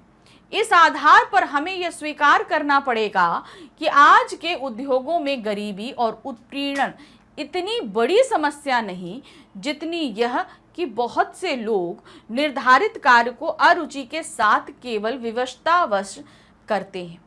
ऐसी स्थिति स्वभावतः मनुष्य को दुर्भावना से ग्रस्त रहकर टालू काम करने और कम काम करने के लिए प्रेरित करती है। ऐसी स्थिति में जहां काम करने वालों का ना दिल लगता हो ना दिमाग, कोई कुशलता कैसे प्राप्त की जा सकती है? अतः यह निर्विवाद रूप से सिद्ध हो जाता है कि आर्थिक पहलू से भी जाति प्रथा हानिकारक प्रथा है, क्योंकि यह मनुष्य के स्वाभाविक प्रेरणा, रुचि व आत्मशक्ति को दबाकर उन्हें अस्वाभाविक नियमों में जकड़कर निष्क्रिय बना देती है। तो कंक्लूजन क्या है? जाति प्रथा के हिसाब से श्रम विभाजन किसी भी हद में सही नहीं है। ये मनुष्य का अस्वाभाविक, जहां विभाजन ही कर रही है वहां आर्थिक पहलू से भी ये सही नहीं है। श्रम विभाजन की दृष्टि से भी जाति प्रथा किससे युक्त है? अब इस गद्यांश से जो प्रश्न आ रहा है हमारा पहला, वो क्या पूछा है? श्रम विभाजन की दृष्टि से जाति प्रथा किससे युक्त है? दुखद दोषों से, सुखद परिणामों से, गंभीर दोषों से या सरल दोषों से? तो क्या है उसका आंसर? वो है गंभीर दोषों से। उसके अंदर बहुत सारी खामियां हैं। जाति प्रथा का श्रम विभाजन किस पर निर्भर नहीं रहता? जाति प्रथा का जो श्रम विभाजन है वो किस चीज पर निर्भर नहीं है? मनुष्य की शिक्षा पर, मनुष्य की स्वेच्छा पर, मनुष्य की गलती पर, मनुष्य की समझदारी पर। तो वो जो निर्भर नहीं है वह है मनुष्य की स्वेच्छा पर, यानी कि मनुष्य की इच्छा पर निर्भर नहीं है। श्रम विभाजन पर मनुष्य की किस भावना का कोई महत्व नहीं रहता? श्रम कौन सी ऐसी भावना है जिसका कोई महत्व, कोई इंपॉर्टेंस ही नहीं है? भेदभावपूर्ण भावना, सामाजिक भावना, व्यक्तिगत भावना या राजनीतिक भावना? तो वह भावना है आपकी व्यक्तिगत भावना। मनुष्य की अपनी क्या भावना है इसका कोई इंपॉर्टेंस जो है वो नहीं रहता है श्रम विभाजन के अंतर्गत। किसी भी काम में कुशलता कब प्राप्त नहीं होती, यानी कि बहुत ही ज्यादा महारत हमें कब प्राप्त नहीं होगी? जब तक व्यक्ति का दिल और दिमाग काम नहीं करता, जब तक समाज से सहायता प्राप्त नहीं होती, जब तक परिवार का सहयोग नहीं मिलता, जब तक व्यक्ति चिंताओं में नहीं घिरता। तो सही इसका ऑप्शन है, किसी भी काम में कार्य जो कुशलता है वो हमें प्राप्त नहीं होती तब तक जब तक व्यक्ति का दिल और दिमाग काम नहीं करता। मतलब जब तक हमारा दिल और दिमाग किसी काम में पूर्ण रूप से नहीं लगेगा तब तक उसमें हम कार्य कुशलता हासिल नहीं कर सकते हैं। हमारा इंटरेस्ट नहीं है तो काम कैसे अच्छा हुआ? हो ही नहीं सकता है। जाति प्रथा मनुष्य को निष्क्रिय कैसे बना देती है? कैसे उसे निष्क्रिय बना देती है? मनुष्य की स्वाभाविक प्रेरणा, रुचि को दबाकर, मनुष्य का जो अपना इंटरेस्ट है उसको दबा देती है। मनुष्य की आत्मशक्ति को दबाकर उसके अंदर का जो उत्साह है, जिस उत्साह से वो काम करना चाहता है, उसे दबा दे। तो का और खा दोनों सही है, या मनुष्य को आलसी बनाकर? तो यहाँ पर जो ऑप्शन है वो का और खा दोनों ही सही है। यानी कि जाति प्रथा मनुष्य की स्वाभाविक प्रेरणा, रुचि और उसके आत्मशक्ति को दबाकर उसे निष्क्रिय बना देती है। अब इस प्रश्न तक तो हमारे गद्यांश आधारित प्रश्न थे, हमने कराए। देखिए हम आपके लिए 6 गद्यांश लेकर आए, तो उसमें काफी हद तक के आपके एमसीक्यूज हो गए। अब जो आ रहे हैं हमारे पास वो है संपूर्ण पाठ आधारित प्रश्न, यानी पूरे ही पाठ से लिए गए हैं। क्या है? लेखक की दृष्टि से वर्तमान समाज में सबसे बड़ी विडंबना क्या है? किस चीज को बोला गया है? जातिवाद के पोषकों की कमी ना होना, जातिवाद के पोषक नगण्य होना, आर्थिक दृष्टि से जातिवाद उचित होना, सामाजिक दृष्टि से जातिवाद उचित होना। तो सही क्या है? वो है हमारा जातिवाद के पोषकों की कमी ना होना।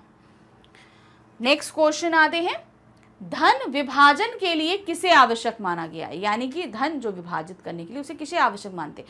आधुनिक सभ्य समाज कार्यकुशलता को, जाति विभाजन को, श्रम विभाजन को, जन विभाजन को। तो जो है वो आवश्यक है इस श्रम विभाजन को, यानी कि श्रम विभाजन जब स्वाभाविक रूप से होगा तो जाहिर सी बात है समाज में धन विभाजन भी सही तौर पर होगा।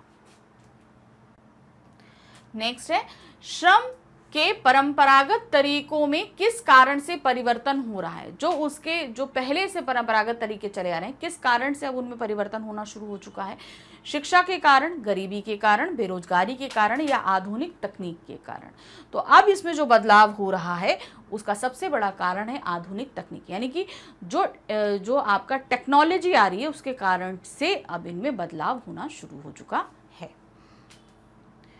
किस सिद्धांत में मनुष्य के प्रशिक्षण व उसकी निजी क्षमता का विचार किए बिना ही माता पिता के सामाजिक स्तर के अनुसार मनुष्य का पेशा निर्धारित कर दिया जाता है? यानी कि बच्चे के जन्म से पहले ही निर्धारण कर दिया जाता है कि वो कौन सा कार्य करेगा। कौन सा सिद्धांत है? समानता के सिद्धांत, स्वतंत्रता के सिद्धांत, जाति प्रथा के दूषित सिद्धांत या सामाजिकता के सिद्धांत? ये सिद्धांत है आपके जाति प्रथा के दूषित सिद्धांत के अनुसार ये चीज निर्धारित कर दी जाती है। श्रम विभाजन और जाति प्रथा पाठ के अनुसार भारतीय समाज में बेरोजगारी और भुखमरी का कौन सा एक कारण है? बेरोजगारी और भुखमरी का सबसे बड़ा कारण क्या बताया गया? धार्मिक आस्था, समानता, जाति प्रथा या स्वतंत्रता? तो सबसे बड़ा कारण बताया गया है जाति प्रथा को। वर्तमान समय में जाति प्रथा भारत में बेरोजगारी का एक कारण है। कैसा कारण है? प्रत्यक्ष, प्रमुख, का और खा या इनमें से कोई नहीं। तो जाहिर सी बात है प्रत्यक्ष भी है और प्रमुख भी है, दोनों ही सही है। तो यहां पर का और खा यानी कि गा ऑप्शन हमारा सही होगा।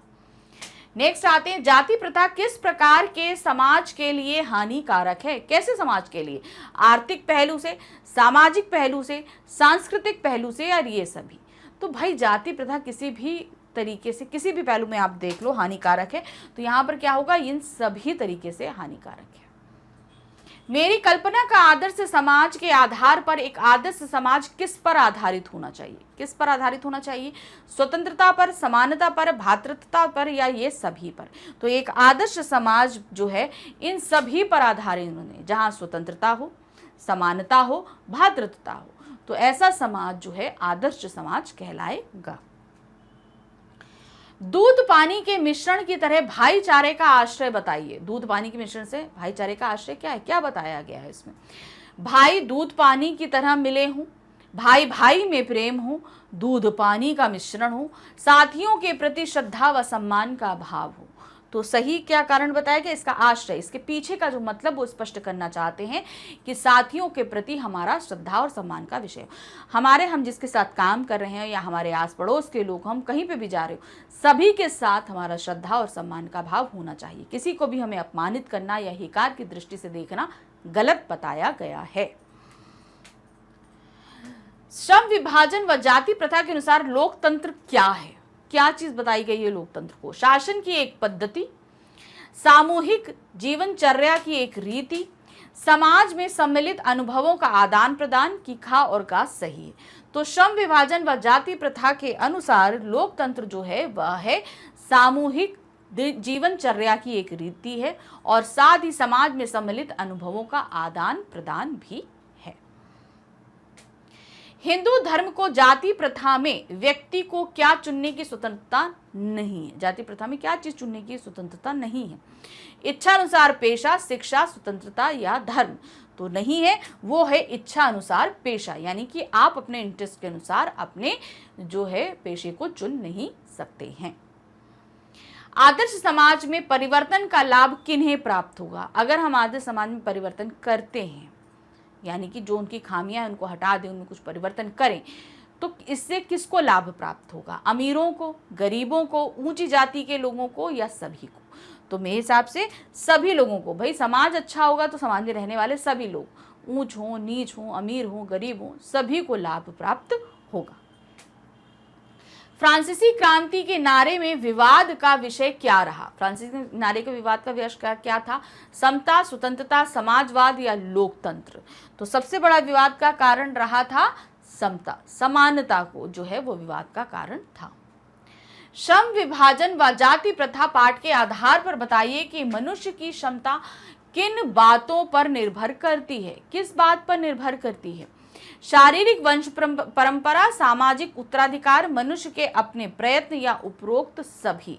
तो श्रम विभाजन व जाति प्रथा पाठ के आधार पर मनुष्य की क्षमता जो है वो निर्धारित करती है इन सभी पर, यानी कि शारीरिक वंश परंपरा, सामाजिक उत्तराधिकार, मनुष्य के अपने प्रयत्न, सभी पर निर्भर करती है।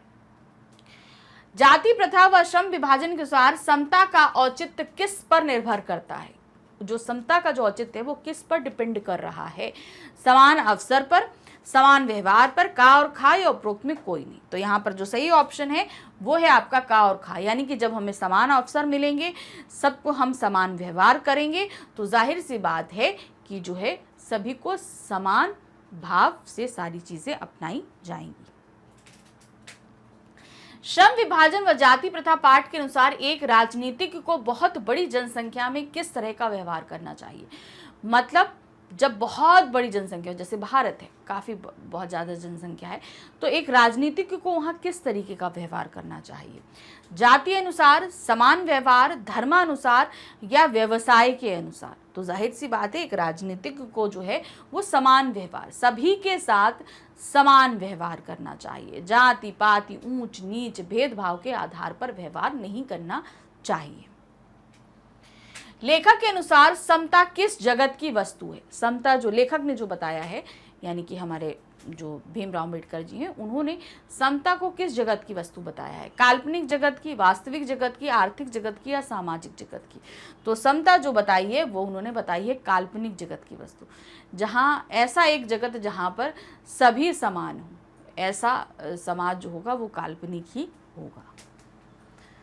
श्रम विभाजन और जाति प्रथा के लेखक का नाम बताइए। ये दोनों जो पाठ हमने पढ़े, श्रम विभाजन और जाति प्रथा, ये जो है, और साथ ही मेरे आदर्श समाज, इसके लेखक कौन हैं? डॉक्टर भीमराव अंबेडकर, हजारी प्रसाद द्विवेदी, विष्णु खरे या धर्मवीर भारती? तो ये पाठ के जो लेखक हैं वे हैं डॉक्टर भीमराव अंबेडकर।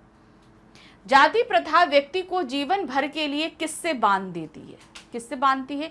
एक ही व्यवसाय से, अनेक व्यवसायों से, व्यवसाय बदलने से या व्यवसाय छोड़ने से? तो किससे बांध देती है? एक ही व्यवसाय से। मतलब जन्म से लेकर मृत्यु तक आप एक ही व्यवसाय में बंधे रहेंगे, आपको पेशा बदलने या अपने इच्छानुसार पेशा चुनने की आज़ादी नहीं है।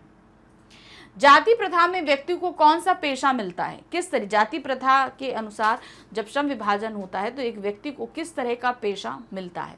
पैतृक पेशा, स्वतंत्र पेशा, उच्च पेशा या तकनीकी पेशा? तो जो श्रम विभाजन, जाति प्रथा में जो श्रम विभाजन होता है उसमें व्यक्ति को अपना पैतृक पेशा मिलता है, यानी कि जो उसके दादा परदादा जिस पेशे में रहे वही पेशा उसे स्वीकार्य होगा। श्रम विभाजन और जाति प्रथा, तो सबसे पहले हम समझ लें कि श्रम विभाजन और जाति प्रथा ये है क्या चीज। श्रम विभाजन यानी कि लोगों में उनके हिसाब से काम का बंटवारा करना। जैसे हम लोग हैं, आप अगर इस तरीके से समझें कि आपकी क्लास में अगर कोई बच्चा है जो मैथ्स काफ़ी अच्छा करता है, एक साइंस काफ़ी अच्छा समझता है या समझाता है, एक इंग्लिश में बहुत अच्छा है, एक मैथ्स में बहुत अच्छा है, कोई फिजिक्स बहुत अच्छी बताता है, तो ये क्या है ना, हर बच्चे की समझने की कैपेसिटी या दूसरे को समझाने की जो चीज़ होती है वो अलग अलग होती है। सब हर एक बच्चा अपने आप में यूनिक होता है। तो उसी तरीके से क्लास की जो टीचर होती हैं वो उसको उसी हिसाब से प्रोजेक्ट्स दे देती हैं कि आपको ये प्रोजेक्ट, आपको फिजिक्स का डिपेंडेंट प्रोजेक्ट आपको रेडी करना है, या बायो से रिलेटेड आपको करना है, हिंदी से रिलेटेड आपको करना है, इंग्लिश से रिलेटेड आपको करना है। तो ये क्या, जो जिस फील्ड में ज़्यादा अच्छा है उस फील्ड से हिसाब से दे दिया जाता है। यही चीज़ एक्चुअल लाइफ में भी होता है। आप जब पढ़ के बाहर कॉलेज करके जब आप निकलोगे, जो भी स्ट्रीम आपने ले रखी है उसके हिसाब से आप आज आगे करेंगे, कॉलेज करेंगे, उसके बाद से आप अपना जो है खुद अपनी कैपेसिटी के हिसाब से जॉब चूज़ करेंगे। मान लीजिए किसी को साइंस में बहुत इंटरेस्ट है तो वो कुछ साइंस से रिलेटेड किसी फील्ड में चला जाएगा, किसी को मैथ्स में, किसी को अकाउंट्स में है, तो वो हर बंदा अपने हिसाब से उसका जो भी कैलिबर है उस हिसाब से वो अपनी फील्ड चुनेगा। तो ये होता है श्रम विभाजन। दूसरा होता है श्रम विभाजन और जाति प्रथा। जाति प्रथा यानी कि जात का डिवीज़न होता है, यानी कि आप इस कस्टम के हैं, आप इस जात के हैं, आपको ये चीज़ बता दी जाती है। तो अब यहाँ पर क्या हो रहा है, जो पहले समय में होता था, जाति के हिसाब से श्रम बांटा जाता था। यानी कि अगर कोई कुम्हार है तो उसकी सारी पीढ़ियां कुम्हार का ही कार्य करेंगी, वो कोई दूसरा कार्य नहीं कर सकती। अगर कोई बढ़ई है, बढ़ई का काम, कारपेंटर का काम करता है, तो उसकी जितनी पुश्तें आगे तक आती जाएंगी वो सिर्फ बढ़ई का काम करेंगी। अब मान लीजिए बढ़ई जो है उसके यहाँ कोई बच्चा ऐसा पैदा हुआ जो पढ़ने लिखने में बहुत अच्छा है, तब भी उसको इस चीज़ की आज़ादी नहीं थी कि वो कोई दूसरा कार्य कर सके। उसको क्या था, वो चाहे तो वो जितना प्रतिभाशाली हो उससे कोई मतलब नहीं है, मगर तुम्हारी जात है कि तुम एक बढ़ई हो तो तुम बढ़ई का कार्य ही करोगे। ये होता था। श्रम विभाजन किसके आधार पर डिवाइड होता था? जाति प्रथा के हिसाब से डिवाइड होता था। तो ये इस लेख में हमको अंबेडकर जी ने समझाने की कोशिश करी है। चलिए इसके को समझते हैं। हमने आपको बता दिया श्रम विभाजन और जाति प्रथा क्या चीजें हैं और क्या होता था। प्रस्तुत पाठ बाबा भीमराव अंबेडकर के सुप्रसिद्ध भाषण एनी हिलरसन द्वारा कास्ट का हिंदी रूपांतर है। तो मतलब ये जो है ये इंग्लिश में था, जिसको हिंदी रूपांतरित किया गया है। जो लेखक ने जाति पाति तोड़क मंडल लाहौर में सन 1936 ईस्वी के वार्षिक सम्मेलन अध्यक्षीय भाषण के रूप में लिखा था। तो अब ये भाषण कहाँ पे दिया था उन्होंने? जाति पाति तोड़क मंडल लाहौर में भाषण दिया था। कौन सा भाषण था? वो सुप्रसिद्ध एनी हिल्सन ऑफ कास्ट का जो है वो भाषण दिया था, जिसे हिंदी रूपांतरित करके हमारे सामने रखा गया है। और कब दिया था, कहाँ दिया था? लाहौर में। कब दिया था? 1936 ईस्वी में। अब क्या है, लेकिन इसकी क्रांतिकारी दृष्टि के कारण उस सम्मेलन को ही स्थगित कर दिया गया था। अब ये भाषण लिखा गया था, दिया गया था, मगर ये इतना क्रांतिकारी रूप से था कि मतलब ये बहुत ही भड़काऊ रूप ले लेता, इसलिए ये सम्मेलन पूर्ण रूप से पूरा नहीं हो पाया और इसे जल्दी स्थगित कर दिया गया था। इस पाठ में लेखक ने जाति प्रथा को श्रम विभाजन का एक तरीका मानने की अवधारणा को निरस्त करते हुए केवल भावनात्मक नहीं बल्कि आर्थिक उत्थान, सामाजिक व राजनीतिक संगठन और जीवन यापन के समस्त भौतिक पहलुओं के ठोस परिप्रेक्ष्य में जातिवाद के समूल उच्छेदन की अनिवार्यता ठहराई है। अब ये क्या है हम आपको समझाते हैं, घबराइए नहीं, बहुत लंबा सेंटेंस था लेकिन इसका मतलब भी हम आपको समझाएंगे। क्या दिया है इन्होंने? जाति प्रथा को श्रम विभाजन का एक तरीका मानना। हमने अभी आपको बताया कि जाति प्रथा के हिसाब से ही श्रम विभाजन किया जाता था, तो ये हमने आपको क्लियर कर दिया। तब तरीका मानने की अवधारणा को निरस्त करते हुए, मतलब हम इस अवधारणा को नहीं मानते, ये गलत है। जाति के हिसाब से श्रम का विभाजन करना ये गलत है, ये अंबेडकर जी ने इस भाषण में कहा था। निरस्त कर दिया। अब उसके आ गया है करते हुए केवल भावनात्मक नहीं बल्कि आर्थिक उत्थान, मतलब ये भावनात्मक, मतलब आप अगर जाति के हिसाब से श्रम विभाजन कर रहे हो तो लोगों की भावनाओं को तो ठेस पहुंच ही रहा है। दूसरा, उनका आर्थिक उत्थान नहीं हो रहा है, मतलब वो ज़्यादा कमा नहीं पा रहे हैं। भाई बढ़ईगिरी में कितना कमा लेंगे, कुम्हारगिरी में कितना कमा लेंगे, वो दूसरा कोई और काम धंधा ही नहीं कर सकते, किसी और फील्ड में नहीं जा सकते, तो उनका पैसा भी ज़्यादा नहीं हो रहा। सामाजिक और राजनीतिक संगठन भी हो रहा है। समाज में क्या हो रहा है, उनका हमेशा क्या है, स्तर घटता चला जा रहा है। उनका जो स्तर होता है वो और बद से बदतर होता चला जा रहा है। और जीवन यापन के समस्त भौतिक पहलुओं के ठोस परिप्रेक्ष्य में जातिवाद के समूल उच्छेदन की अनिवार्यता ठहराई है। तो उन्होंने क्या बोला? जीवन यापन के लिए जो हमें मूलभूत चीजें चाहिए होती हैं, वो भी इस तरीके की अगर हम प्रथा को मानते हैं तो हम उसको भी पूरा नहीं कर पाते हैं। इसलिए इस कानून, इस तरीके को निरस्त कर देना चाहिए। साथ ही लेखक ने एक आदर्श समाज की कल्पना भी की है। इसके साथ ही एक और लेख इन्होंने बताया ना कि उनके हिसाब से एक आदर्श समाज कैसा होना चाहिए, ये भी एक कल्पना जो है बाबा भीमराव अम्बेडकर ने प्रस्तुत करी थी। यह विडंबना है कि हमारे समाज में आज भी जातिवाद के पोषकों की कोई कमी नहीं है। अगर आप देखेंगे पहले समय में तो जातिवाद बहुत था, लेकिन आज भी कोई कम नहीं हुआ है।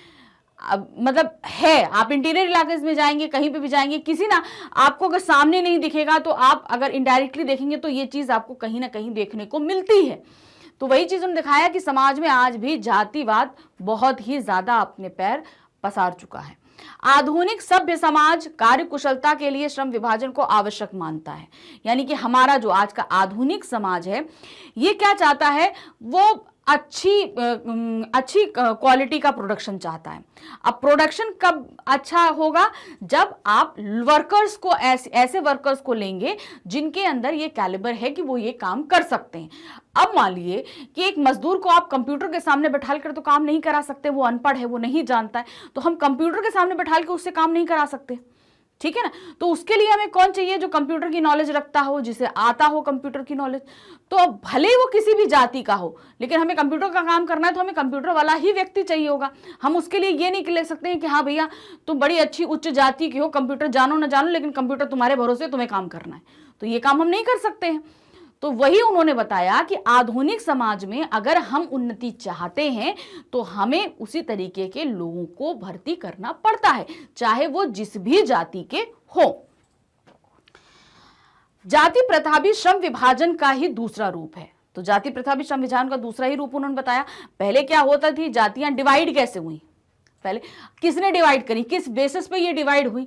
अब मान लीजिए एक परिवार में, जैसे हमने भी बताया कि अगर कोई व्यक्ति कुम्हार का काम अच्छा करता था तो उसका क्या हुआ, उसके आगे आने वाली सारी पुस्तकों को बोल दिया गया कि तुम्हें कुम्हार का काम ही करना है, आप और कोई काम नहीं कर सकते। तो ये जाति, एक जाति बनती गई कि कुम्हारों की जाति बन गई, बढ़इयों की जाति बन गई, मोची की जाति बन गई।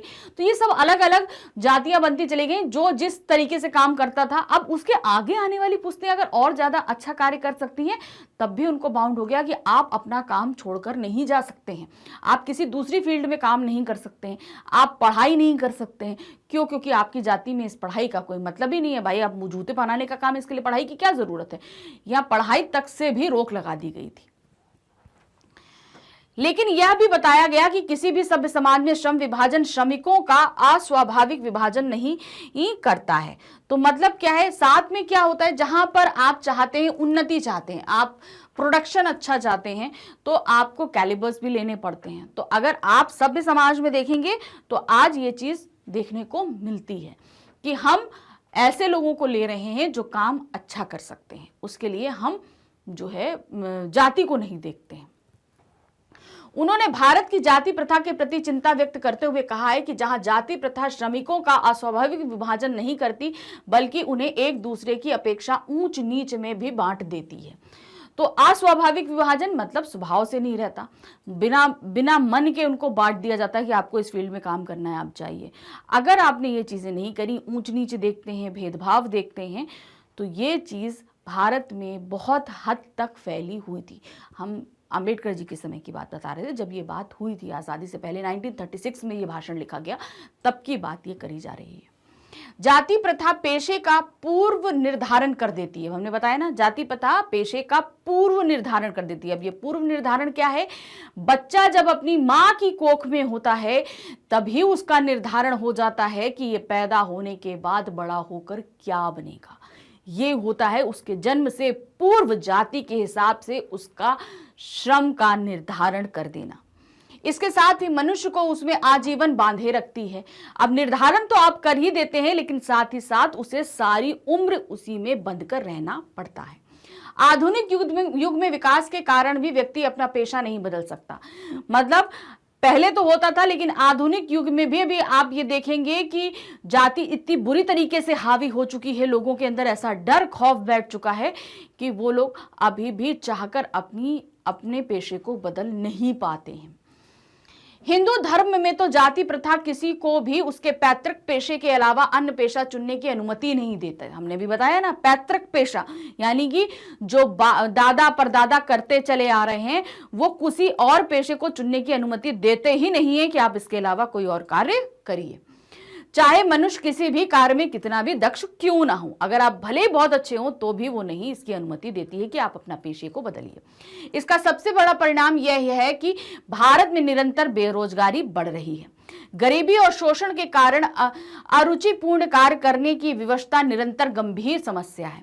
अब क्या होता है, जब हमारी रुचि नहीं है जिस काम करने में, तो क्या होगा, काम अच्छा बनकर आएगा? कभी नहीं आ सकता। अगर जिस काम में हमारी रुचि है हम वो काम करेंगे तो ये यकीन मानिए कि जो क्वालिटी ऑफ वर्क होगा वो बहुत ही अच्छी, प्रोडक्टिविटी जो रहेगी वो बहुत ही अच्छी रहेगी।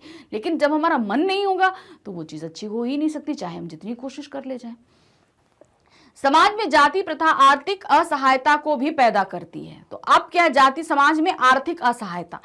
अब समाज है, समाज का उत्थान कैसे होगा? जब लोग अच्छे से रहेंगे, अच्छा कार्य करेंगे, उन्नति करेंगे तो पैसा आएगा। अब पैसे से क्या होती है? आर्थिक उन्नति होती है। अब जब काम ही अच्छा नहीं होगा, मन नहीं लग रहा, काम अच्छा नहीं हो रहा, तो आर्थिक उन्नति का तो कोई सवाल ही नहीं उठता, तो वो भी नहीं हो पाता है।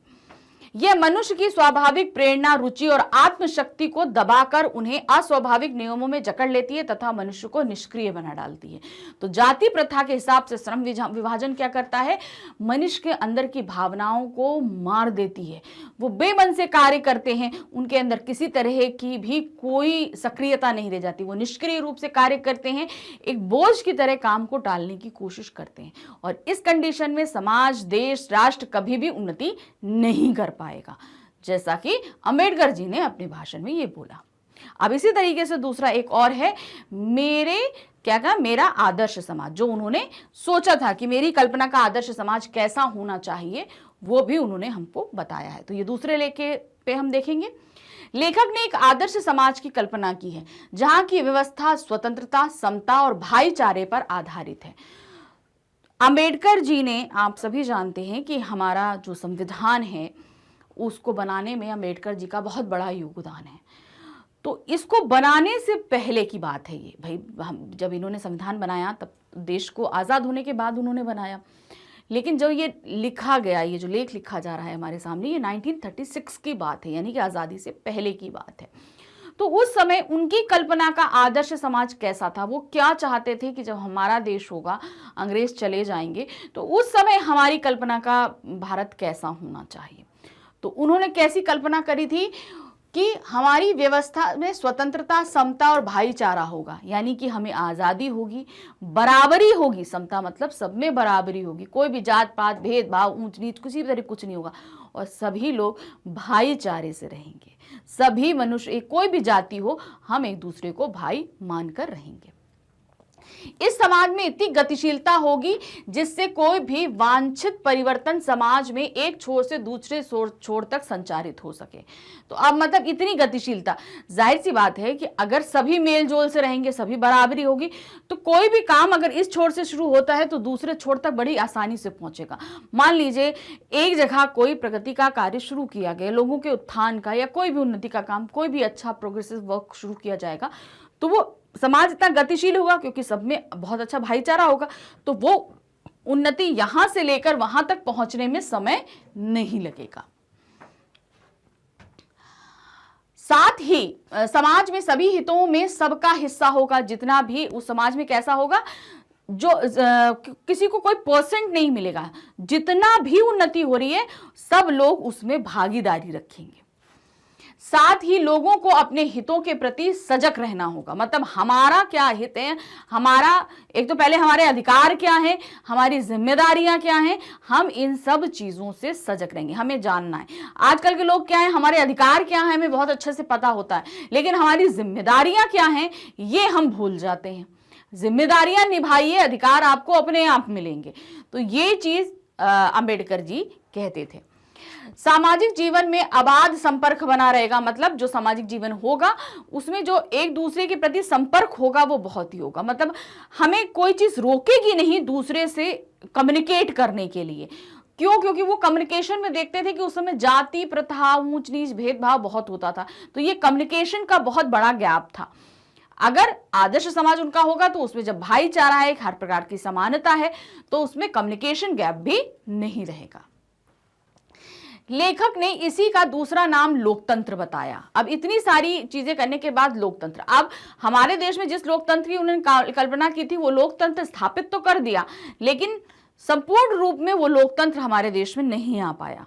सबसे बड़ा लोकतंत्र है विश्व का, हम सभी जानते हैं, भारत सबसे बड़ा लोकतंत्र है, तो वो चीज स्थापित अंबेडकर जी की कल्पना से ही निकलकर हमारे संविधान में आई थी।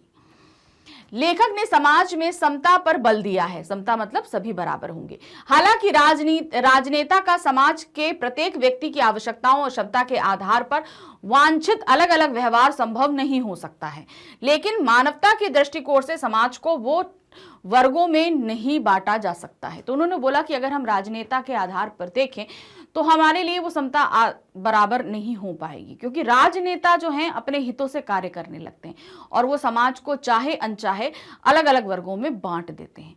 लेकिन कोशिश करनी है कि समाज अलग अलग वर्गों में बंटने ना पाए। समता काल्पनिक जगत की वस्तु के साथ व्यवहारिक और आवश्यक भी है। समता ही किसी राजनेता के व्यवहार की एकमात्र कसौटी है। तो यहां पर उन्होंने बोला किसी भी समाज की उन्नति या उत्थान के लिए समता का होना बहुत जरूरी, समता मतलब बराबरी का होना बहुत जरूरी है। अगर समता नहीं होती है तो किसी भी समाज की उन्नति इतनी आसान नहीं हो सकती है, इवन हो ही नहीं सकती है। तो उन्होंने यही चीज बताई, किसी भी राजनेता के पूरी तरीके से अगर कसौटी देखी जाए कि एक राजनेता अच्छा है या बुरा है, तो वो किस तरीके से हम परखेंगे कि वो पूरे समाज में समानता रखता है, किसी एक वर्ग को लाभान्वित नहीं करेगा, वो ऐसे कार्य करेगा जिससे पूरा समाज लाभान्वित हो। अगर वो किसी एक वर्ग को लाभान्वित कर रहा है तो वो अच्छा राजनेता नहीं है। ये चीज जो है हमारे सामने अंबेडकर जी ने रखी थी उनकी कल्पना के आदर्श समाज में। तो ये दोनों ही लेख जो भाषण थे वो हमने आपके सामने समझाए कि वो अपने भाषण में क्या कहना और समझाना चाहते थे। अब इसी पाठ पे आधारित हम कुछ प्रश्न देखते हैं। पहला प्रश्न है, अंबेडकर की कल्पना का समाज कैसा होगा? उन्होंने जैसी कल्पना करी है उनका समाज होगा कैसा?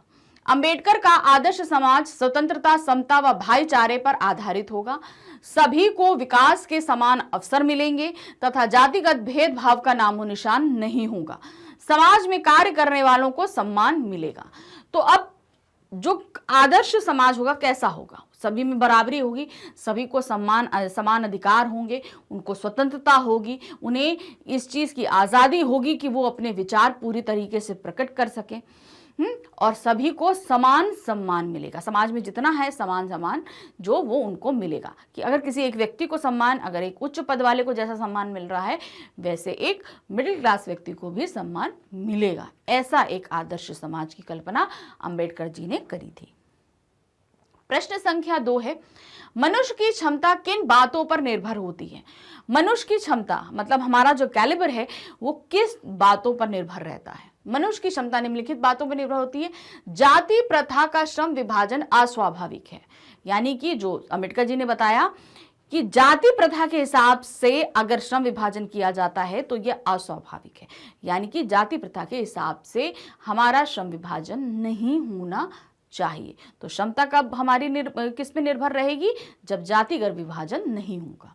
शारीरिक वंश परंपरा के आधार पर, यानी कि क्षमता क्या कहते हैं, मनुष्य की क्षमता क्या है? शारीरिक जो वंश परंपरा होती, शरीर की जो वंश परंपरा होती है उसके आधार पर, कि जैसे मान लीजिए कि कोई अगर बलिष्ठ व्यक्ति है तो वो ज़्यादा अच्छे कार्य कर सकता है, अगर वो कमज़ोर होगा तो वो कार्य नहीं कर पाएगा। तो ये शारीरिक जो क्षमता होती है उसके हिसाब से डिपेंड करता है। सामाजिक उत्तराधिकार अर्थात सामाजिक परंपरा के रूप में माता पिता की प्रतिष्ठा, शिक्षा, ज्ञानार्जन आदि उपलब्धियों के लाभ पर। अब हम जब समाज में आए तो माता पिता ने हमको कितनी अच्छी शिक्षा दी, हमने कितने अच्छे से उसका पालन किया, सब चीज़ें करी, समाज में हमें कैसा माहौल मिला, इन सब चीज़ों पर भी हमारी कार्य क्षमता निर्भर होती है। मनुष्यों के अपने प्रयत्न पर, हम कितना प्रयत्न कर रहे हैं, हमको सारी सुविधाएं मिल रही हैं मगर हम कितना प्रयत्न कर रहे हैं उसमें सफलता पाने के लिए, इस पर भी हमारी क्षमता निर्भर करती है।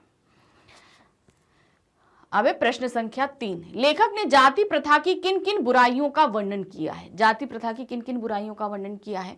लेखक ने जाति प्रथा की निम्नलिखित बुराइयों का वर्णन किया है। पहला, यह श्रमिक विभाजन भी करती है। जाति प्रथा क्या करती है? वो जाति के हिसाब से श्रमिकों का विभाजन करती है। ये एक बुराई है। ये श्रमिकों में ऊंच नीच का स्तर तय कर देती है। लोगों में अगर वो स्तर हो भी नहीं कि हम ऊंची जाति के हैं, वो नीची है, तो अगर ये स्तर तय कर दिया जाए तो उनमें अपने आप ही भेदभाव आ जाता है। ये जन्म के आधार पर पेशा तय करती है। तो क्या होता है, जाति प्रथा क्या कर देती है, ये जन्म के आधार पर पेशा तय कर देती है। मतलब बच्चा मां के गर्भ में है तभी उसका पेशा निर्धारित कर दिया जाता है कि वो जन्म लेने के बाद बड़ा होकर क्या कार्य करेगा। यह मनुष्य को सदैव एक व्यवसाय में बांध देती है, यानी कि वो जो पैतृक उसका व्यवसाय है वो उसी में बंधा रहेगा। वो चाहकर भी अपने व्यवसाय को बदल नहीं सकता है, भले ही वह पेशा अनुपयुक्त व अपर्याप्त हो। यानी कि जो पेशा है वो अनुपयुक्त है, जो व्यक्ति जो पैदा हुआ है वो कार्य करने जा रहा है उसको वो कार्य नहीं आता, वो कुछ और अच्छा कर सकता है, तो वो उसके लिए उपयुक्त नहीं है वो पेशा।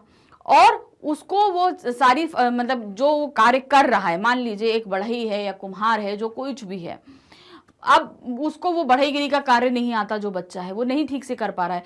अब वो क्या है, वो पढ़ाई लिखाई में बहुत अच्छा है, वो कहीं और अच्छे पद पर जा सकता है, तो एक तो वो उसके लिए पेशा वो बढ़ईगिरी काम नहीं कर पा रहा है, इसलिए वो अनुपयुक्त है।